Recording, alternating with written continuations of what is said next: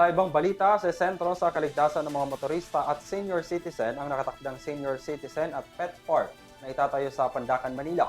Ayon sa pamahalang lungsod, humingi sila ng tulong sa ilang pribadong sektor para maisakatuparan ang proyekto. Narito ang balita ni Catherine Landicho.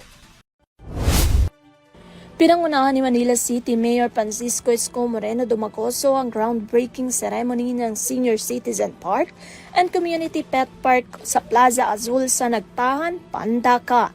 Ang proyekto ay bunga ng pagtutulungan ng City Government of Manila, Department of Budget and Management o DBM at ang Metropolitan Manila Development Authority o MMDA na ayon sa alkalde ay konkretong resulta ng maayos na ugnayan ng pambansa at lokal na pamahalaan. Sa kanyang talumpati, sinabi ni Dumagoso na halos 3 taon nang nananatiling bakanteng open space ang lugar matapos ang konstruksyon ng Skyway na nagdulot ng madilim na paligid, makapal na alikabok at panganib para sa kaligtasan ng mga residente, manggagawa at mga motorista. Ayon sa alkalde, personal niyang ininspeksyon ang lugar sa gabi matapos siyang muling mahalal, bunsod na pangamba sa posibleng aksidente, lalo na para sa mga bata at senior citizen. Bilang unang hakbang, humingian niya siya ng tulong sa pribadong sektor upang mapabuti ang ilaw sa ilalim ng Skyway. Ibinahagi ni Dumagoso na nagbigay si San Miguel Corporation's President Ramon Ang ng 20.8 million pesos para sa lighting project na nagresulta sa mas maliwanag at mas ligtas na lugar mula sa boundary ng Maynila hanggang Pandacan.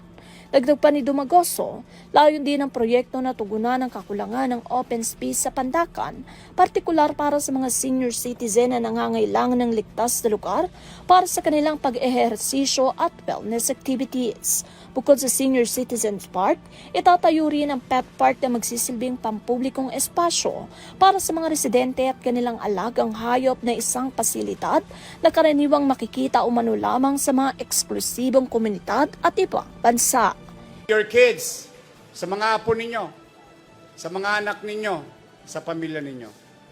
Gagawin natin BGC, itong Nagtahan Interlink. Kasi sa BGC, pwede ka magkadla-kadla eh. Dala-dala mo yung aso mo, di ba? Here, you can do it safe in the middle of a busy street. Safe for the people, safe for everyone, cleaner air and space for everyone.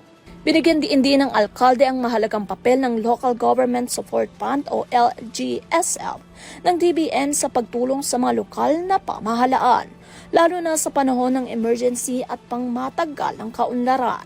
Ayon kay Dumagoso, pinalawak ni Pangulo Ferdinand Bongbong Marcos Jr. ang LGSF para sa taong 2026 na may halos 400% na pagtaas upang higit na mas papalakas ang kakayahan ng mga lokal na pamahalaan. Inilarawan ni Dumagoso ang proyekto bilang ehemplo ng epektibong interagency cooperations at pinasalamatan ng MMDA sa pagdoble ng pondo para sa proyekto. Ng MMDA ng counterpart fund para masiguro po na mas maganda, mas malaki at mas maayos na senior citizens park ang atin pong maitayo. Ang park po na ito ay may mga features tulad ng nature-based solution kung saan yung tubig ulan po ang gagamitin natin na pandilig sa mga halamang ilalagay dito. Ito po ay magkakaroon ng mga espasyo para sa ating mga senior citizens kung saan pwede po kayong tumambay, magchismisan, pero higit sa lahat, makapagsumba para po sa inyong mental and physical health. Inaasahang makatutulong ang Senior Citizen Park and Pet Park sa pagbawas ng alikabok, pagpapabuti ng kalidad ng hangin at pagbibigay ng ligtas at luntiang espasyo para sa mga pamilya, senior citizen at mga pet owners sa Pandacan at mga karatig lugar. Para sa EuroTV News, Catherine Landicho, mga saludo sa bawat Pilipino.